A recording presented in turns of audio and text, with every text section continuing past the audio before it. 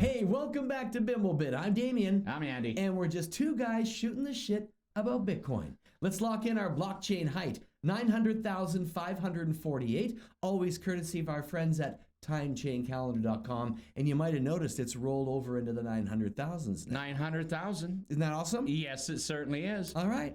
What does that mean, though? Like, how many blocks a year does that work out to? It means let's go. Let's go. All right. It means 60,000 blocks a year, approximately. Isn't that neat? You were doing the math before. Yeah, I was doing the math. play around with numbers. Pencil you know behind the goes. ear. He's doing the thing. Yeah.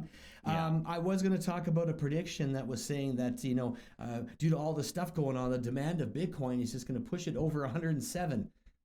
Out the window. We're there already. Out the window. Yeah. Out the window. 110 today. 110 today. That is so great because our all-time high is, and it might change from different exchanges, but 111,970, call it 112. And today we actually reached 110,561. I think we're right around 110 even now. So really, really fun to see the extra, getting up there. You see that video all the time where they're talking about, they knocked the door down of 106, they knocked the door down of 107, and here we are at 110. So great to see we're at 110. Oh, and no doors were harmed in the making of that well, video. maybe there might have been. You never know. So actually, we're up 3.5% for the day, 4.4% for the week. Volumes coming in at 56.4 billion last 24 hours, and market cap's at 2.18 trillion. That's a beautiful, beautiful price to be at. And I noticed that once we hit 110 today, about $110 million in shorts got liquidated. This is the ceiling we've talked about. It hits that. It's like, that's my number, and they're yeah, and lots of predictions and what the next notable stop will be, and I will let a little out. It could be at 142, so we'll see how quick we get there. But most hodlers will say they really shouldn't have a ceiling unless you're catastrophic and need some help and you got to sell some. Fine, but you're hanging on to it no matter what it is. Yeah, we're not there yet. We're getting there. Oh, every day is closer and closer. Every day we're getting closer. Yeah, pretty so exciting. We're seeing massive buys continuing, and every time we talk about Captain Saylor, Mr. Michael Saylor from Strategy B, they're on for another 1,054 Bitcoin. We've got these other companies that are starting to creep their way in and get news. It's a new name we've not heard. And every week there seems to be one more coming on, whether it's 2 Bitcoin or 2,000 Bitcoin. But just a note with Strategy B there. So he now has 582,000 Bitcoin. And at the average price of 66,300. I'm a numbers guy. I love that stuff. And the fact is that he owns now 2.77% of all Bitcoin currently in play. It's funny you say that because Metaplanet, who they say is Asia's MicroStrategy, they are looking to acquire over 210,000 Bitcoin by the year 2027. That's 1% of Bitcoin's total supply. So they are hot on the heels of the Saylor. Absolutely. Yeah. Absolutely. Yeah, no, for sure. And it's great because I like to, when things start going well again and they start upticking again, it's great to hear, all these people come out with their predictions. It's fun. I enjoy it. Cathie Wood from ARK Invest, she thought Bitcoin's going to 15 times in the next 5 years. My wife really likes her. 15 times in the next 5 years, yeah. And I talked about Tom Lee from Fundstrat last episode. I really like this guy too, but he figures between 200 and 300 by the end of 2025. But be quite honest, I think he's being conservative. Yeah, you don't want to go all in when you... who knows? We hope. It depends on what happens. Lots of stuff happening with the U.S. and the China trade war right now. Well, it's not a trade war. They're going to sit down and talk about it. It's felt like a war, but... they say that's one of the reasons it's going up. It's true that, I Googled, hey, what 3 main things are making, and that was the top one. Yeah. Is supposedly today, Monday, we are going to be sitting down and we are going to be talking trade talks with the U.S.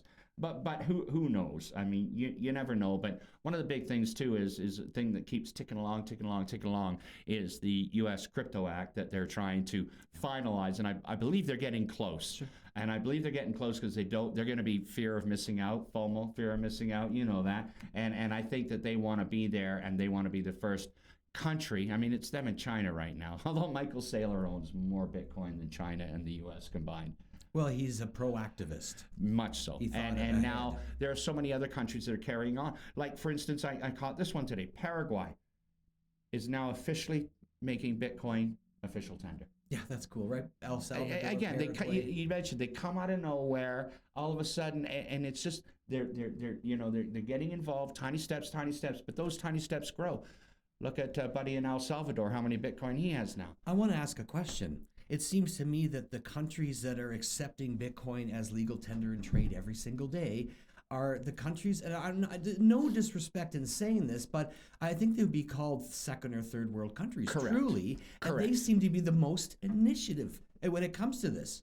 And I think that's fantastic. They have a way of taking their years of history and turning it right around and going, no, we understand and we're going to go with this. And whether they're dealing with the IMF or whatever the deal is, I'm really proud of those small countries because they're trying to make a difference for everybody. Well, and it's difficult for them. They're doing it because the fiat system failed them. Yeah. So thank goodness that we have Bitcoin to do that No with. kidding. Acquisitions across the board. Have you heard of Cooler Technologies? I have. Okay, so this is a company that basically it manages energy solutions for computers and stuff, batteries and different components. So they have decided to join the Bitcoin for Corporations. It's a new thing put out, and they're going to increase their holdings to 920 Bitcoin. Again, you start somewhere, and an acquisition of 920 Bitcoin is not a bad thing. Right? Yeah. It's a good thing. Great thing. A lot of Bitcoin. Yes. It's a lot of Bitcoin. More than you and I have. Well, a little bit, yeah. A little bit, yeah. And then more a Japanese fashion brand ANAP, A-N-A-P, not sure what that means, but it started its Bitcoin treasury and it bought 44.8 Bitcoin for 4.7 million. Again, so a first one coming out of there. There's another one, a company called Anemoi International. I'm not sure. We're looking into that, like where it's Nimoy? from. Yeah. Anyway, what it is they've allocated 30% of their cash reserves to Bitcoin, and they hope to up it to 70%. But basically, it's a holding company for a company called ID4, and that's a software company for the financial services industry. So it doesn't matter what industry you're in. If you've got extra reserves sitting around, you can plug that into Bitcoin. And so we're getting that from all over the place at this point. That's one of the things that really jumped out at me at the Las Vegas Bitcoin conference was the innovations that have been coming from Bitcoin. And I mean, it was this seed that has just sprouted into this amazing vineyard of coolness. The things you can do. It's amazing, right? And always evolving. And it's coming out of everywhere, right? Yeah. Well, look what it's done. How cool. How cool. Hey, we're going to take a little trip down to the Tales. You ready? Tales. All right. Time now for Tales from the Crypto. We're going to talk about something really fun. Bitcoin. Good, we're out. Clear. No. There was something that happened at the Bitcoin conference in Las Vegas a couple weeks ago. And there was a company called... And they were going around. I'm going to hold this still. You can zoom in on that. This is the pin that was presented to you in their Guinness World Record attempt.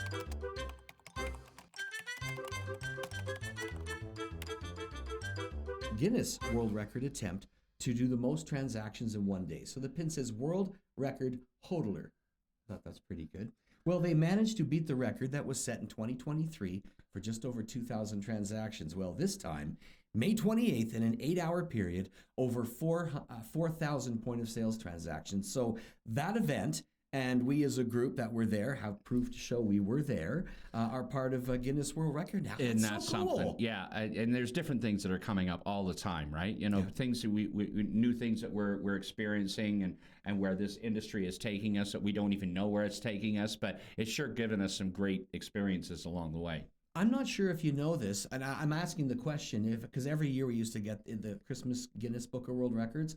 Let us know if there's anything in there about Bitcoin, because I tried Googling it. It was a little sketchy. But if you find something, let us know, bimblebit.com, because we'd love to talk about other crazy records like for Bitcoin and stuff. So, yeah, there's that. Let us know. Yeah. Time to check out some events. Yes. This is a fun one. The closest one we have coming up to us is the Bitcoin Rodeo in beautiful Calgary, Alberta. This is just north of your friends in Great Falls, Montana, for you that are a little geographically challenged.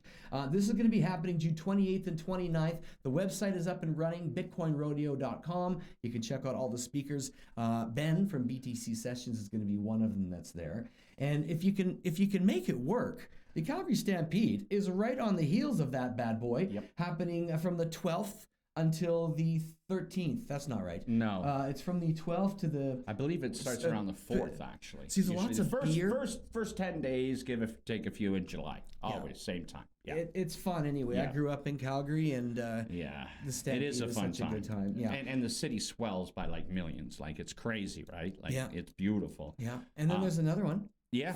From Bitcoiners for Bitcoins, happening in beautiful Montreal, Quebec. Yes. Canada. As you mentioned last time, one of the more beautiful places in Canada. Really beautiful. History, architecture. This is going on October 16th through the 18th at the Rialto Theatre. And now for our friends in French. Oui. The Bitcoiners for Bitcoins, l'événement se déroule dans la magnifique ville de Montréal, au Québec, au Canada. Comme vous l'avez mentionné la dernière fois, c'est l'un des plus beaux endroits au Canada. Vraiment magnifique. Histoire, architecture. Ça se passe du 16 au 18 octobre au Théâtre Rialto. Well, something. I got another event that's just coming up, and then this came out, and I thought this is really cool. Bitcoin Asia. Bitcoin It's a Asia big one. 2025, August 28th and 29th in Hong Kong. And they have just decided that general admission, free. You want to go?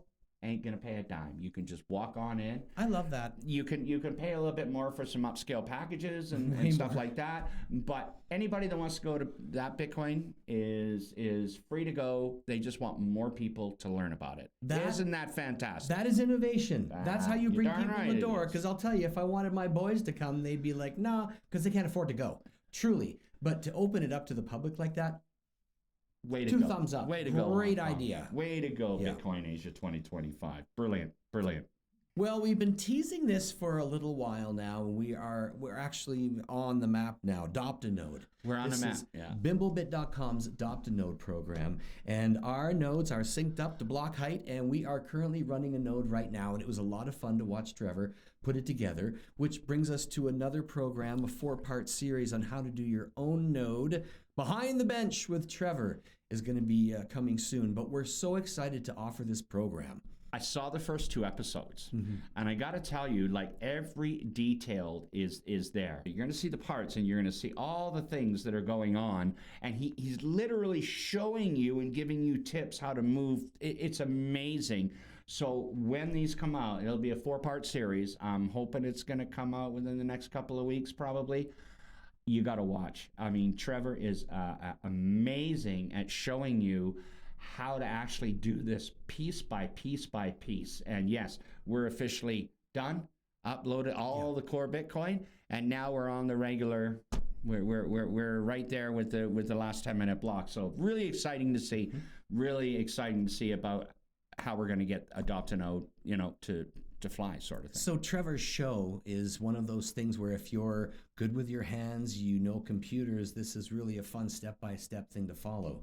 Companies all over the world that are dealing with Bitcoin. Well, if you're dealing with Bitcoin, you should represent Bitcoin by having a node, which of course is the verification system of all transactions. There's about 20,000, and this is where you come in. We're going to have an amazing Dopt-a-Node registry where it will show your company name, and as soon as we start getting the funds coming in, we are going to continue to build these. So check out our QR code. If you want to donate, you want to help, please do. We're excited to get this up and running. We want to make more and more and more. So Dopt-a-Node coming soon. Behind the Bench, how to do a node coming soon, exclusively on Bimblebit. And it's really fun to watch. I mean, even for someone like myself, I mean, maybe you and I aren't going to do this, node thing or how you put it together, but we've got the right people in place to do that. Yeah. And just to watch it happen, you just like, you didn't even know these things existed. Didn't node? Yeah, you didn't node. Yeah. But yeah, it's fun to watch. Really look out for that series. It's going to be one of the best parts of,